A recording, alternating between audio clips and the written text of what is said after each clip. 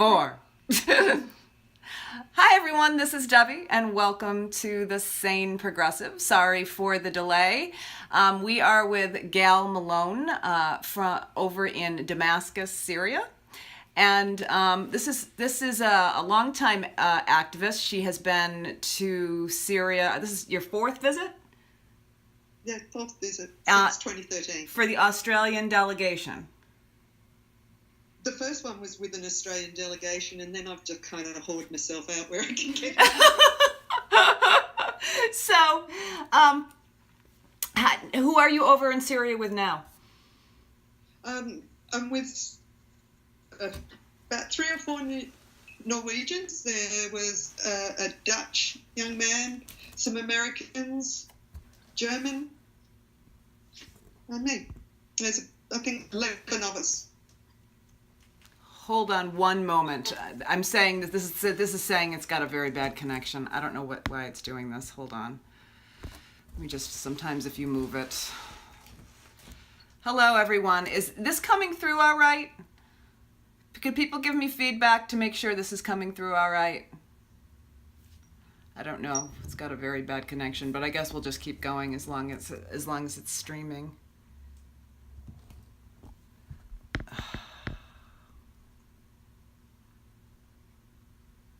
There's comments. No, they're saying it's good, so we'll just keep going. Okay. Okay. All right. So, what brought you to Syria? Well, originally it just didn't smell right to me early in the piece. I was watching Facebook pages and just didn't gel.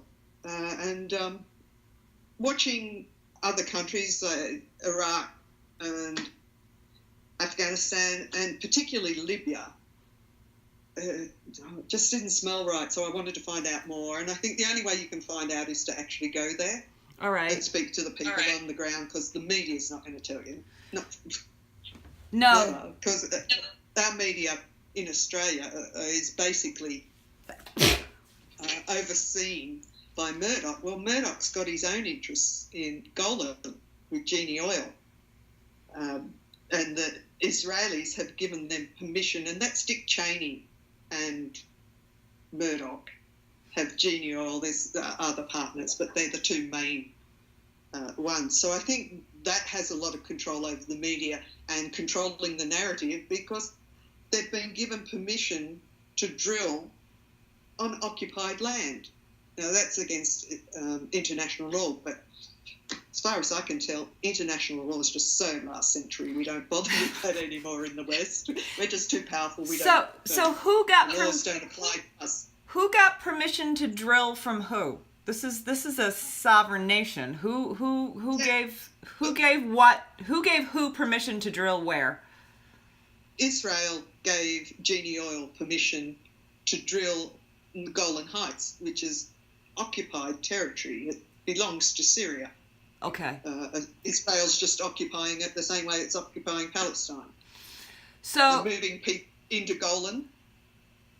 All right. So this is another war for theft of natural resources, theft of oil.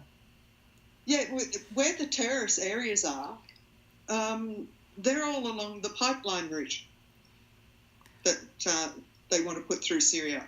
So, and when you say, now a lot of people are very, very new to this, very new. They're just starting to pay attention to Syria, even though we've been bombing them for several years now. So when we talk about terrorists, because you know that the Western media is framing Assad and the government allies as the terrorists. So people who may be coming on, I just want to be very clear, because people, unfortunately, have been very, very manipulated into who is doing what in the country. So the area you're in right now, you said you were in Aleppo? No, I was in Aleppo a couple of days ago. Okay. We were there. We interviewed survivors from the bus massacre. Okay. We had the opportunity to walk on the buses, talk to a couple of bus drivers who survived. The bus drivers said, as far as they were concerned, it was a coordinated attack. They'd seen drones in the air early that morning. After the explosion, Turkish ambulance were on the spot within minutes. The children were enticed with chips because these kids have been under siege of terrorists for years, and they're kept on starvation rations, basically. You could see undernourished children.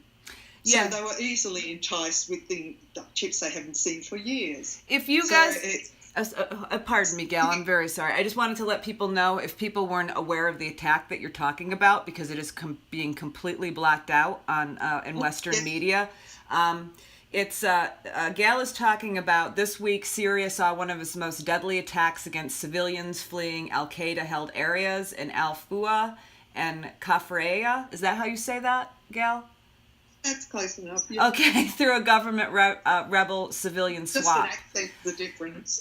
Rebels targeted and killed 126 people, including dozens of women and children, after a blast hit a convoy of evacuee buses Saturday. And I will give you guys the links to this article and to some resources, because one of the things that I'm seeing, unfortunately, and one of the reasons I really wanted to have you on to talk about this, is the Western media is either not covering it, or they are actually trying to spin it as though this is Assad and pro-regime forces. They're even talking about the people who were killed as pro-regime, or it's very, very twisted the way it's being, you know. Most of those killed were children. Yes. They were, the largest number were children, because it was deliberate to the children, like enticing them into the area. They've been kept on buses for a long time and weren't allowed to go out. Just the women and the children were allowed to leave the buses to go to the toilet, and they'd be put back on the buses, and they were kept there. And then they're being offered food. And the woman we spoke to, who survived, she was very distrustful of the terrorists, because they'd kept them hungry for so long, for years, whilst they've been continually under attack. And this is all, I'll send you links to YouTube, that the terrorists, they love to film themselves doing these atrocities, and still the West denies it, even though months ago terrorists put out, after, people may not know, but the last lot of evacuees, the buses were burned and a couple of bus drivers were killed. Now, the government's not going to be trashing their own buses. No. And their bus drivers. And the terrorists filmed this and said, no one will get out, they'll get out as corpses and will ride over your bodies, dead bodies, and because they're Shia villages. And so the area that had the attack, that was controlled by the rebels, the U.S. sponsored rebels. Let's stick to terrorists. Terrorists, all right, okay. The U.S. sponsored terrorists. Okay, thank you. Just trying to clarify these terms because they're so manipulated. We spoke of that today, the language is like regime. This is a legitimate government of a sovereign country that has been voted in. Yes. Under the auspices of the UN. Now, you've been to Syria 4 times. Is your experience that the people of Syria support the government of Assad? Overwhelmingly. In fact, it's more than support. They love their president. And if people bothered to watch his interviews, you can see this is a reasoned man. He's not some foaming at the mouth dictator. He's intelligent, he's reasoned, he's a medical doctor. Yes. Well, I think unfortunately people do, have their minds so manipulated by the constant barrage. I mean, and it has been constant. I mean, the level of media manipulation around Syria. I mean, this makes Iraq weapons of mass destruction look mild. I mean, the level of propaganda. That's kids stuff. Yeah. Iraq. They've honed their skills since then. All right, so... And it's insulting to us that they they think we're stupid enough to buy this. Well, But people believe what they're told, and they should be able to believe their governments, and they should be able to believe their media. But you can't, because imperialism is the name of the game. The West doesn't give a damn about the Syrian people. The sanctions on them are so cruel and harsh. I can't use call roaming here. So, okay, one of the things, and we were delayed in coming on, is because, you know, the internet connection and the speed, and it goes on and off, and you talk about losing electricity, and you were telling me when we first got on that there is mortar bombing going on in Damascus. Oh, every day. Yeah. Every day. Yeah. And people are killed regularly because the mortar attacks are at peak hours. They start 7:30 to 8 o'clock. They start. When I was leaving Damascus, when I was here in October, we drove through the night into Damascus from Latakia. And as we were entering Damascus, I was woken by a mortar fire. And I checked my watch, and it was 7:45. Before 8 o'clock, there'd been 6 mortar drop on Damascus. And bullets, which is something I'd never encountered before. I'd been seen plenty of mortar attacks, and but hails of bullets among these, because the terrorists are in Jobar, which is next to the old city. So it's the old city that mainly gets attacked. Well, the population of Damascus is more than trebled since the crisis began. So it's a crowded city of civilians. How many people would you estimate? I couldn't say now. It's crowded. You know, the streets, the cars are crowded, bumper to bumper all the time in peak hour. So they hit schools, they hit when children are on the street. They hit a lot of... Well, it's directed at civilians. You can't be lobbing mortars into Damascus and think you're fighting an army. The Syrians' lives are unimportant. They are very important. That's why we're trying to do this video, and to get people to break the brainwashing of, because it's a lie. What the media is telling you is a lie. It is. It's made up of whole cloth.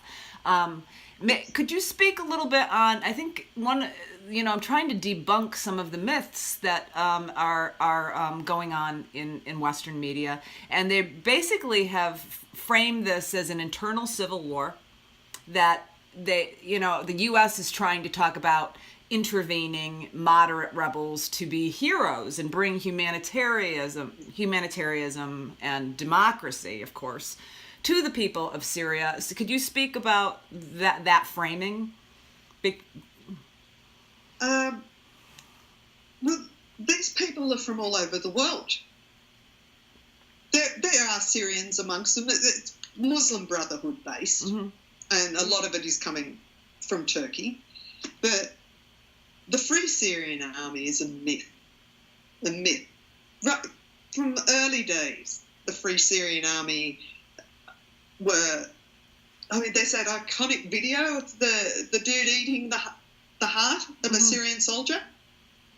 Yeah. He was Free Syrian Army. Cannibalising a Syrian soldier. And these are the good guys.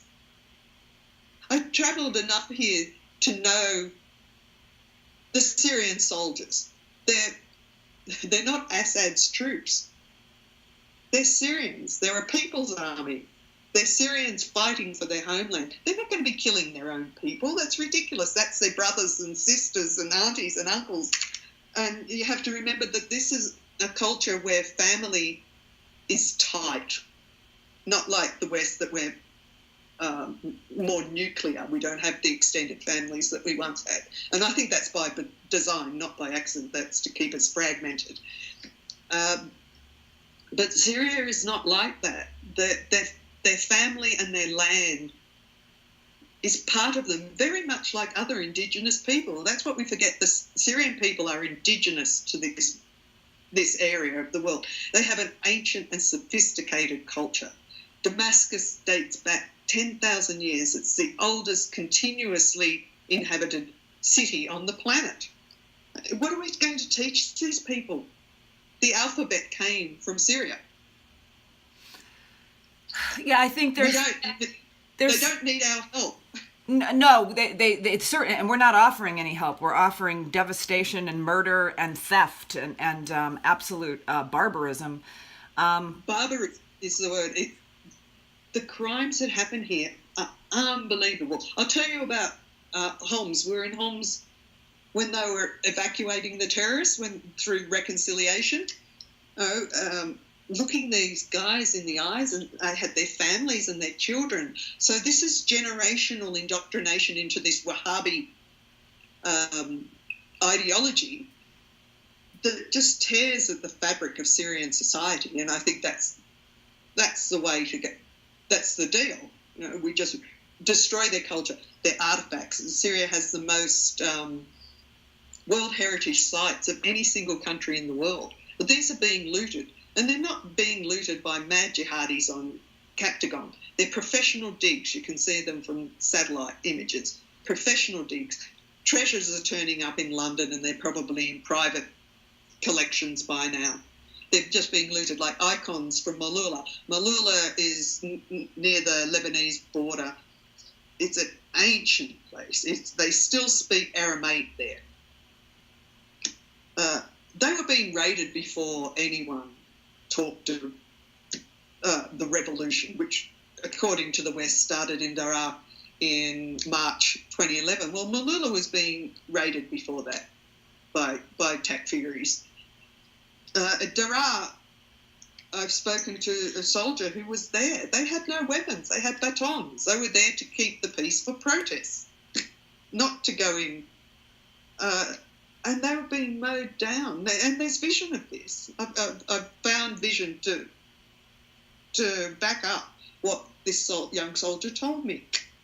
And they were just sitting ducks because people were in high areas in Daraa, and they couldn't even see who was firing on them. And the soldiers weren't from Daraa. They didn't know the streets. They were shipped in there. So that they just had to run for their lives, carrying their wounded and dead comrades, and didn't know where to go. The streets had been blocked. There were men, women and children throwing anything they could find at them, like planters, concrete planters and rocks and oil and whatever they could find. And they had to, luckily they found their way back to the compound. And they were inside. It was like, what just happened then? They couldn't believe it, because earlier, when they were in Damascus, they'd been watching TV and discussing what was happening in Libya and Tunisia, and that could never happen here. That could never happen in Syria. And it's happening in Syria. So they didn't know what was going on in their country, and within days they were shipped to Daraa. And they were... Definitely they had no weapons. And you can find vision, if you look hard enough, of people in the high area firing on both the army, the police, and civilians. And that's a tried and true method. You'll find that in the US counterinsurgency manual that's on WikiLeaks, how they cause these uprisings and frame it as a sectarian conflict here. There's no sectarian language in Syria. That it is the height of ignorance to ask someone what their religion is here. They're Syrian first. They're Syrian first, right? They hang on to what unites them, not what differs them. They're very proud of the mosaic of their culture. There's, Sunnis and Shias. But that's not the defining factor, right? That's not the defining factor. Because there's Druze and there's Alawites and it's a remarkably Christians. It's a remarkable country. I mean, I'm blown away at their pride in their secularism, because they're way older than these desert religions. Way older than that. They've got that to draw on, that they're Syrian first. Now, I want to talk a little bit about, because I want to get back to this because there is just so much disinformation about Syrian culture, the Syrian people, about President Assad. And one of the things is the places that the Western media is getting its sources from are groups such as the White Helmets. Do you have anything to say about that particular organization as somebody who's in Syria? Have you come across the White Helmets? Have you had any experience with that? People in Syria don't know who the White Helmets are, except in the areas where the terrorists are. But they have, after the liberation of Aleppo, people coming out, you would have probably seen Vanessa Beeley's work. Yes. She was in Aleppo during the liberation. People coming out, they didn't know, or they knew these guys with the white helmets, but they only helped the terrorists. They'd be digging bodies out of the rubble until they got their money shot. Because they're always Johnny on the spot with cameras, lights, action. And they don't help the people. They don't. They're sort of the propaganda arm of the terrorists. And it's brilliant. It is brilliant from the West point of view. It's laundering money to terrorists 101, that we can send through crowdfunding money to terrorists because the White Helmets are terrorists. They get an Oscar. They're up for a Nobel Peace Prize. It's madness. It's insanity. It's madness. It's total insanity. It's and the American people, I mean, I'm watching the news here, and there's a handful of people who are doing reporting on it, but it pretty much 95% of media is just a constant onslaught of lies. And at this point, the lies are so blatant, even if you can fact check them and easily disprove them, they'll claim them outright over and over again anyways, even if they're false. All right. Another thing I wanted to ask you about was the recent claims that there was a chemical attack in Syria by Assad that spawned Trump rationalizing those Tomahawk missile attacks. Do you have any? Have you talked to anybody in Syria about that? Do you have any information? Look, there's a few facts that are ignored. How do we know what happened anyway? Right. Who's on the ground? Who are the scientists? There's been no investigation. The only people that are on the ground are like the White Helmets and the terrorists, and they're feeding the information to the governments. Right. There's a few, I think an MIT specialist who said, no way, this is a sarin attack.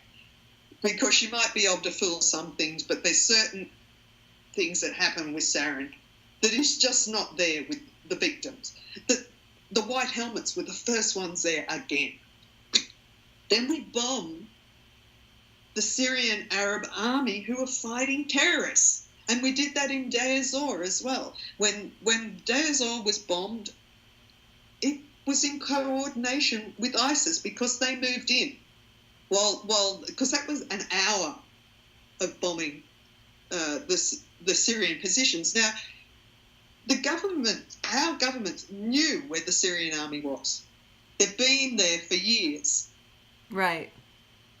And then, it was an accident. They knew they were there. They knew they were there. And even with the last attack, Russia was coordinating with the US, saying, we're going to bomb here, blah, blah. It's madness. And when we bombed the airfield, where the sarin is supposed to have come from, why wasn't there a leak of sarin gas when this area was bombed? Well, and they also said that people could smell it from, I don't know, 500 yards away, and sarin is odorless. I mean, the entire story makes no sense. But I just wanted to get your take on that because, as somebody who's been there, who's talked to the people who understand, what areas are controlled by who, I think it's good for people to hear you say it out loud because... Well, it's effrontery to the Syrian people that the West is saying, we're coming to help you by killing your army who are protecting you in your name. Yeah. It's obscene. It is absolutely obscene. And I don't think the American people, I think if the American people actually fully grasped what the United States government was doing in this situation, they truly would be horrified. It's because we have such a mass propaganda campaign. We are doing what we're accusing Assad of. Assad says, he's never used chemical weapons on his people. And then they try to talk about the 2013 incident, which the UN inspectors debunked, and Seymour Hersh's work was debunked, and the secret documents revealed in his investigation debunked. Out as a evidence of the next attack. That, well, he did it in 2013.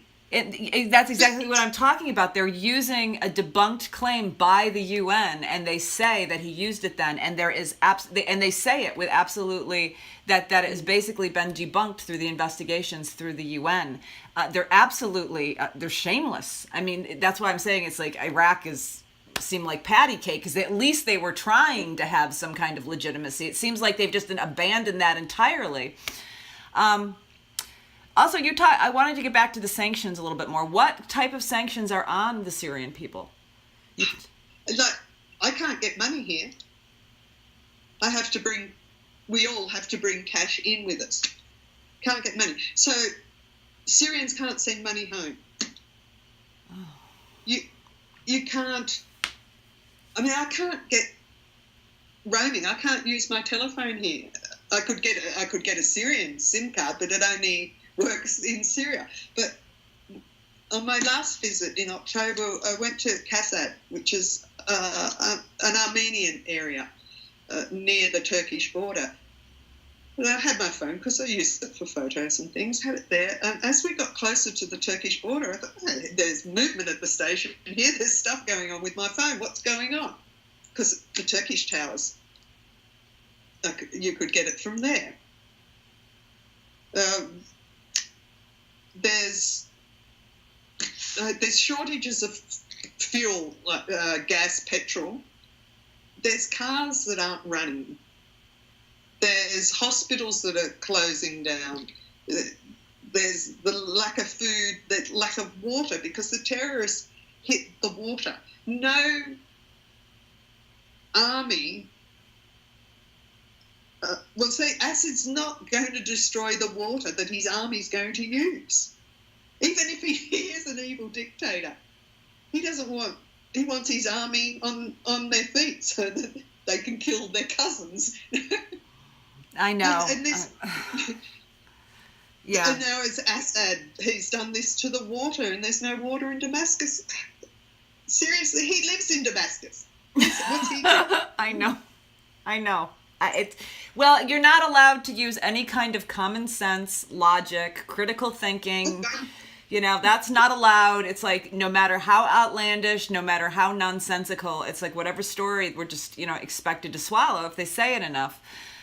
So is the water contaminated now in Damascus? The water's fine now. It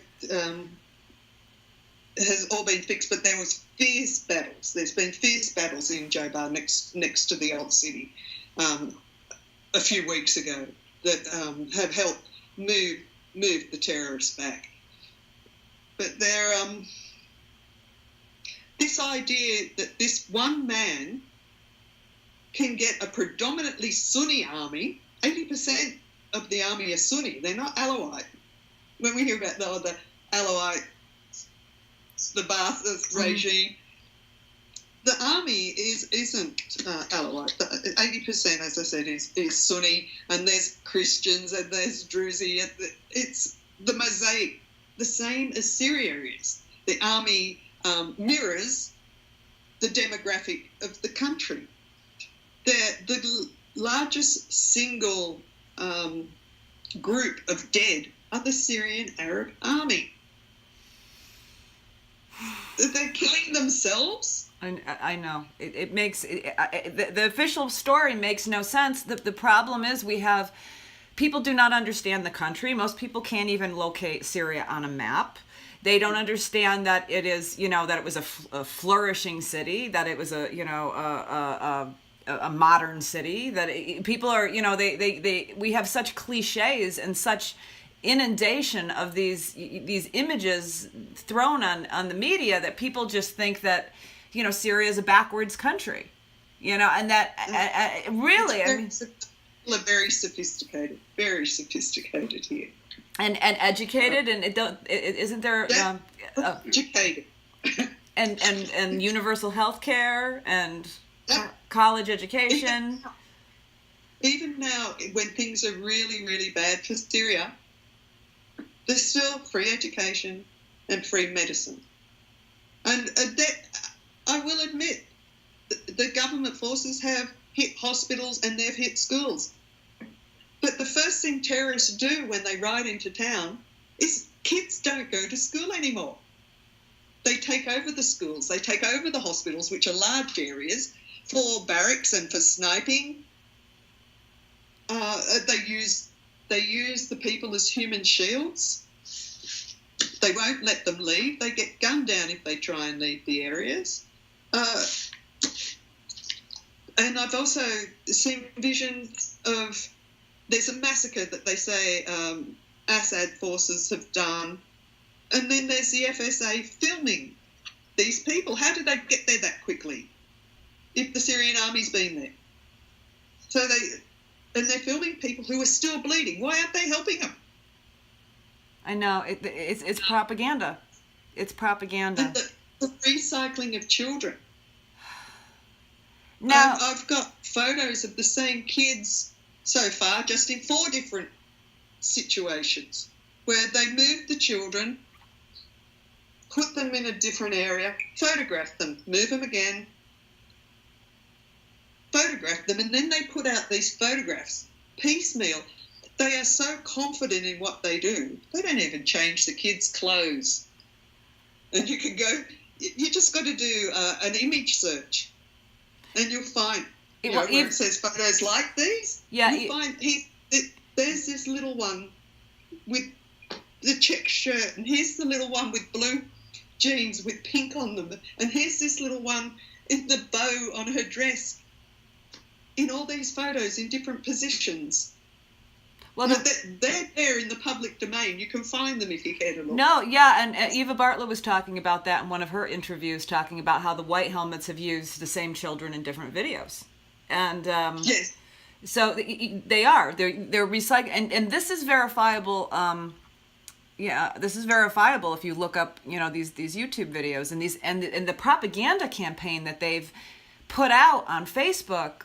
For the past year, they've just had all these images of these videos of these, white helmet type propaganda constantly. People were sharing it all over social media about children, being harmed by Assad and attacked in the hospitals and all of that. It's a very... It makes sense. Why would he be killing children? Children aren't going to fight him. It's pure propaganda.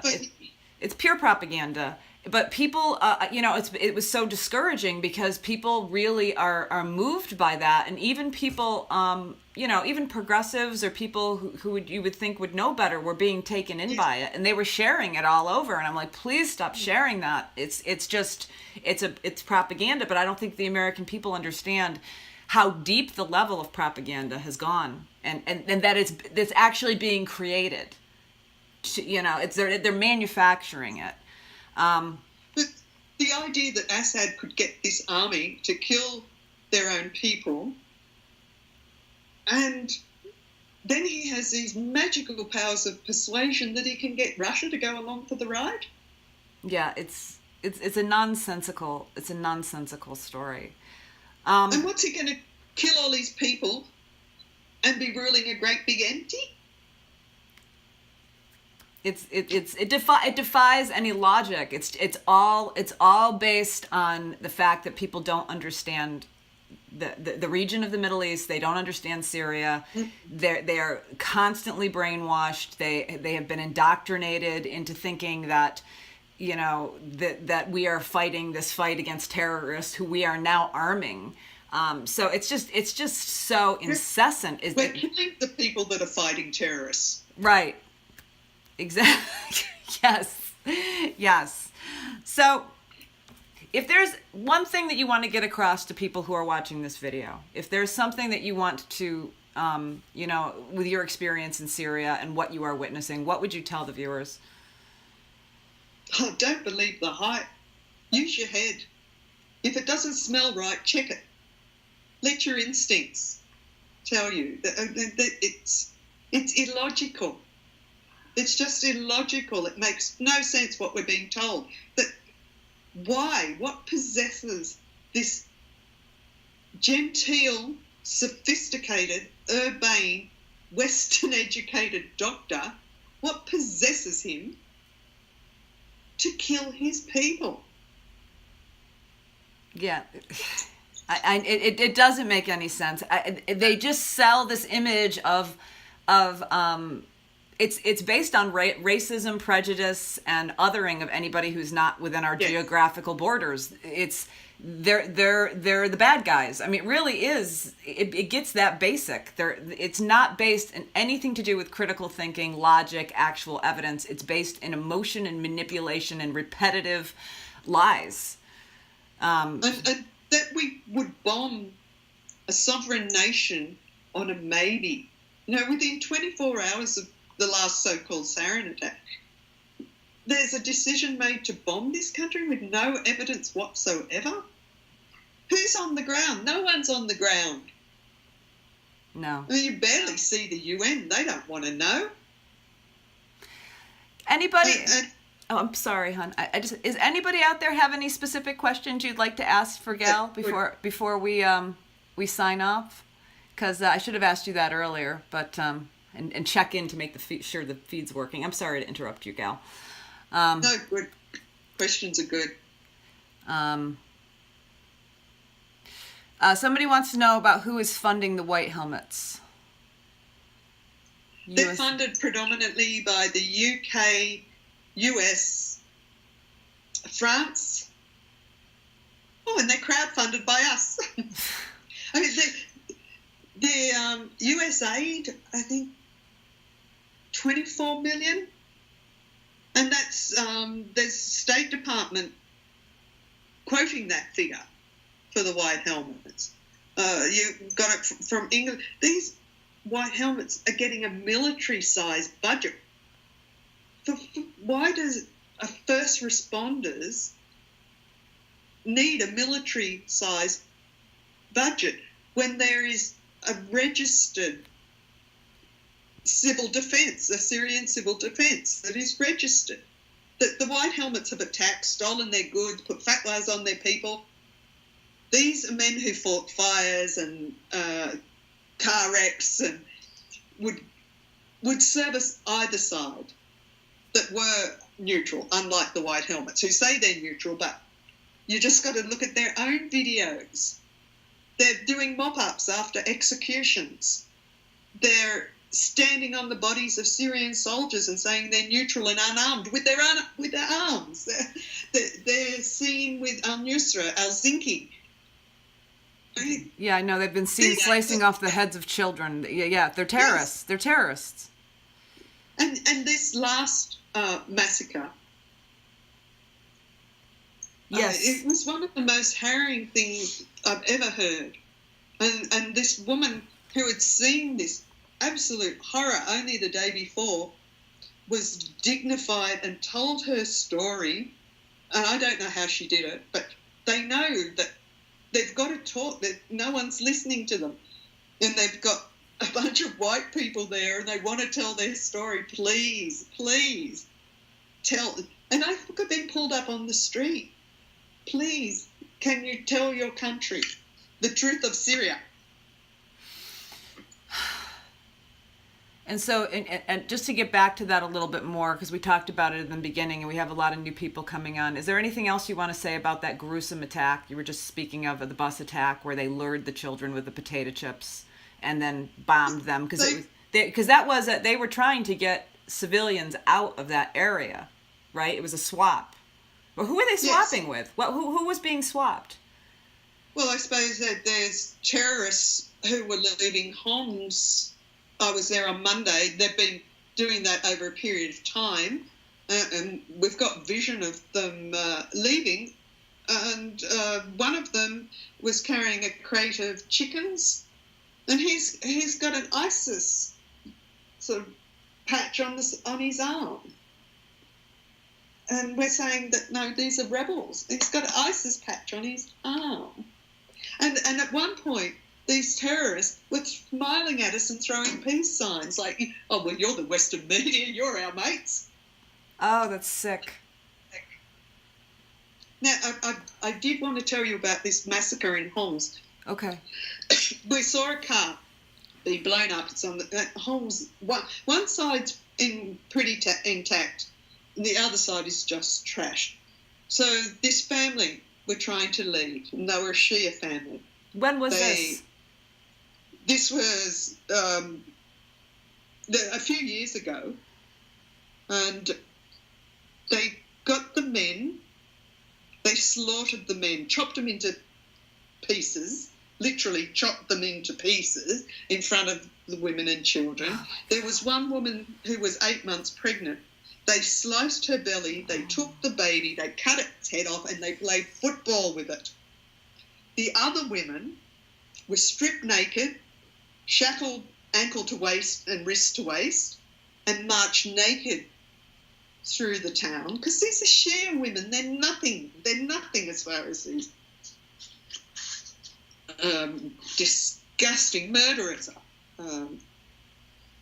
So this is what happened. I have a nephew in Aleppo who's told me stories, and that he's lived and he's seen children beheaded on their mother's laps. Oh, God. The mother is then raped in front of her husband.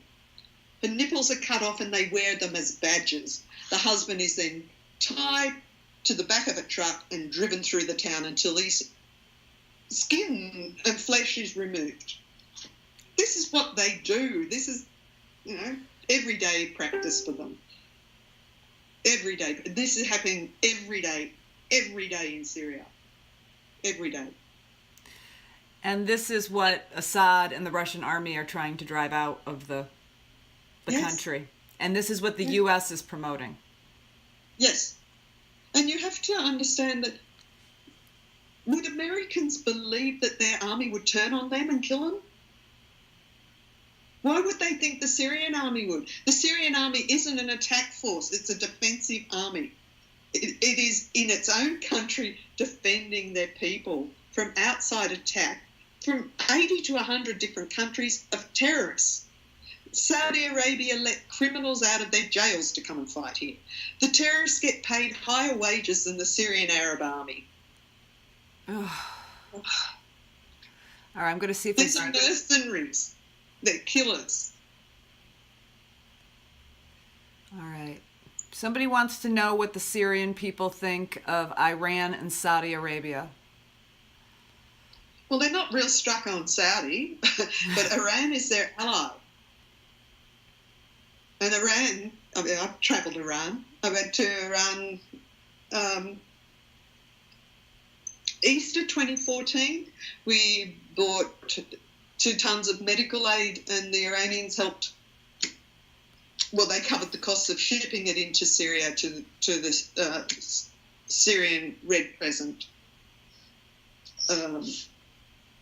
That country suffered so badly under the during the Iran-Iraq war with mustard gas attacks.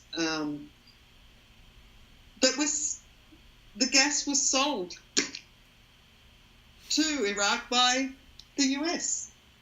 Well, Iran, countries like Russia and Iran have strong memories of war. They don't want war. I truly believe if the Russians didn't have such cool heads, we would be in World War III now. But Russians, no one suffered more than Russia in the Second World War. 30 million dead. America didn't win the Second World War. Russia won the Second World War. Well, the Soviets at that time. Yeah. But they were our allies. And they suffered more than most. And there's still people alive that have memories of this. They do not want more of it. Well, and the same with Iran. Iran's not expansionist. They haven't attacked another country in 300 years. Yeah, I think one of the issues with the American people is that war is not real to so many people. You know, we have kind of an economic draft, or we have mercenaries. So it's poor people, or it's mercenaries who are paid mercenaries. And unfortunately, you know, the media has treated war as a movie, as a video game. I mean, I'm sure you saw Brian Williams and his disgusting comments on the beautiful weapons, and I mean, it was grotesque. I mean, it was really horrifying. Horrifying. Oh my God. So, you know, war is not real. It's something that you see in movies. It's something that you play on a video game. It's something that the media uses as entertainment.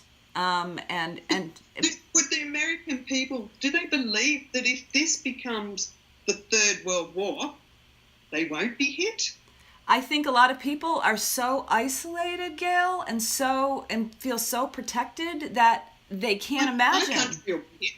I know. I think it'll come here absolutely. People just are so, they're zombified or they're in denial. The weapons, those weapons are in other people's hands, and they can go a lot further than they could in the Second World War.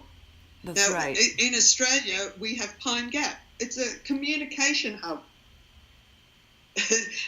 If I'm in a war, what do I take out? What's the first thing I want to do? I want to cut communication and supply lines. So you hit Pine Gap. That's communications in the middle of Australia. Now, America has Australia rattling sabres at China, who is our largest trading partner and our neighbour. What are we thinking? There's 24 million people in Australia. What are we thinking, rattling sabres at China? China can hit Pine Gap and be home for dinner. I know. It's really, there's no other explanation, but there's lunatics driving this policy, and it's going completely unchecked. I have one more question people are asking me consistently on the feed is they want to know what Israel's role is in this. Israel's role is huge, because they want the Golan. They want Golan Heights. And I have met Assad on my first visit here, and that was one thing he said. Golan Heights is Syrian. It's non-negotiable. But the Israelis have been occupying it for decades. But there's water, there's oil, there's vision, and there's also invoices that show Israel helping ISIS, taking them in through Golan Heights, giving them medical aid. The name escapes me at the moment, but an interview with an Israeli politician who admitted that they help because they're humanitarian. So they help these people who are hurt in war. But the interviewer said, well, you know, does that go for Hezbollah? It's like, no. We're not humanitarian where they're concerned. But they do. They help them. They coordinate. Saudi, Turkey are working hand in glove with Israel. Jordan's in it up to its neck. Yemen's all part of this.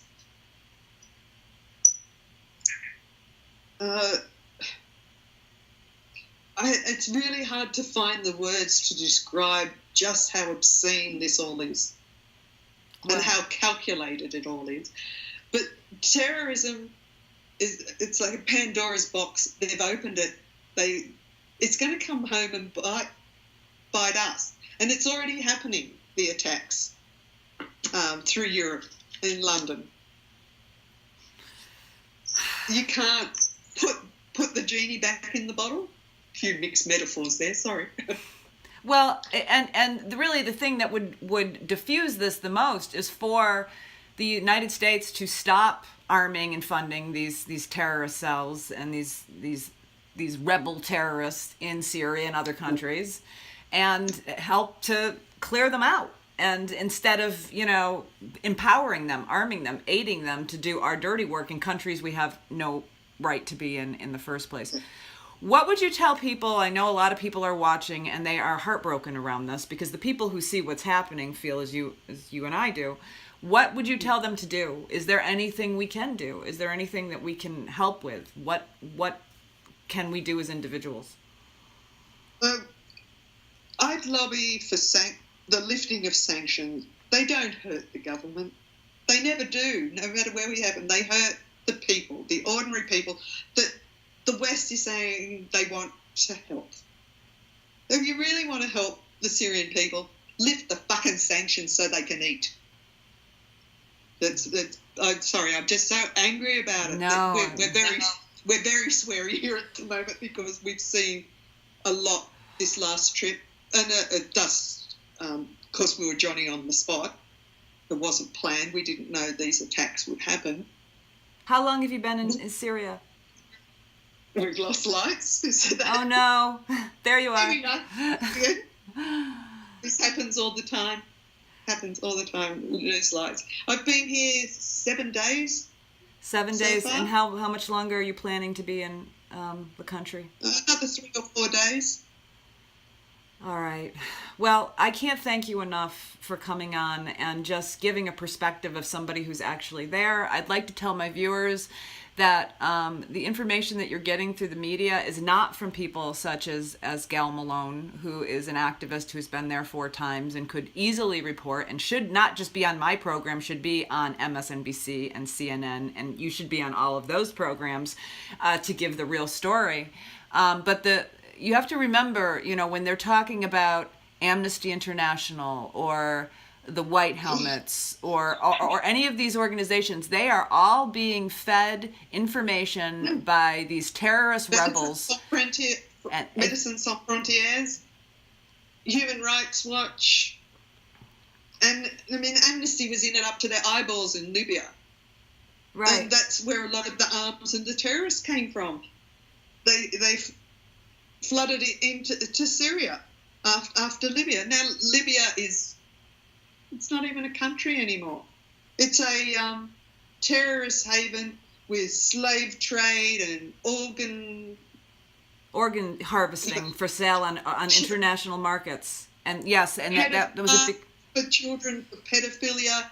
It's everything ugly that you can imagine. This is what Libya is now. A country that had high standards of living, that no one was homeless. No one. Gaddafi made sure, he said, that every Libyan will have a home. Until then, he didn't even have his parents in a home. There's so much... Free hospitals, free education, same deal. Like, we can't have these socialist, independent, resistant countries. We just can't tolerate that. And isn't Syria outside of the petrodollar, the U.S. dollar? They have their own... Yes. Yeah, they don't have they don't have the IMF and right. No Rothschild bank, no debt,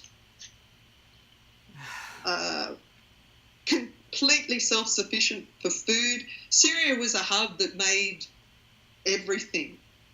Their clothes, they were a self-sufficient, non-indebted country. Well, Gail, thank you so much for joining us today.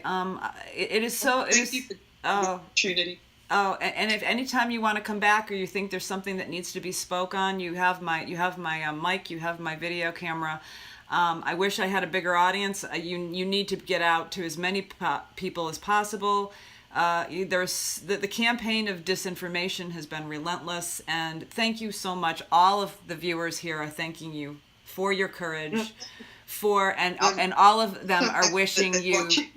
And they're Tell all your friends, guys. Yes, please share this video as much because we don't have the resources. This is just me and my laptop in a bedroom, no, and she's, she's just doing her job as a volunteer activist to do the job that the news media won't. You will hear probably that I'm an Assad apologist and that the Syrian government fund, as they say, all of us, anyone who bucks the narrative. We're funded. If I was funded by the Syrian government, I'd be here all the time. I wouldn't be saving up and coming once a year. I'd be here. It's a wonderful country. It's a wonderful country. I'm going to keep speaking out, and thank you so much. Stay as safe as possible, and you're going to be in our thoughts, and I hope to have you on again, and you can tell me more about your experience, and we can keep trying to get out the word. Happy to come back. Happy to speak. Lovely to meet you, Gal. Thank you so much. Thank you for this opportunity. All right, we'll talk again. Good night. Bye. All right, everybody. That was Gail Malone. She is in Syria, and I wanted to reiterate again that activists such as Gail and Eva and the other such as groups such as the Peace Council who go over to Syria. These are the individuals who are on the ground. The U.S. and the Western media are using anti-Assad, pro-rebel terrorist sources as their reporters. That is who you are getting your information from. They do not interview activists such as this who are actually going in, who witnessed went in and interviewed the people in the bus attack, went in and interviewed the people who have experienced the carnage and the hostage taking in Aleppo. Talk about how when they talk about Assad going into hospitals and to schools, they don't tell you that the hospitals and schools have been taken over by the U.S.-sponsored rebel terrorists, al-Nusra, al-Qaeda led. They don't tell you that.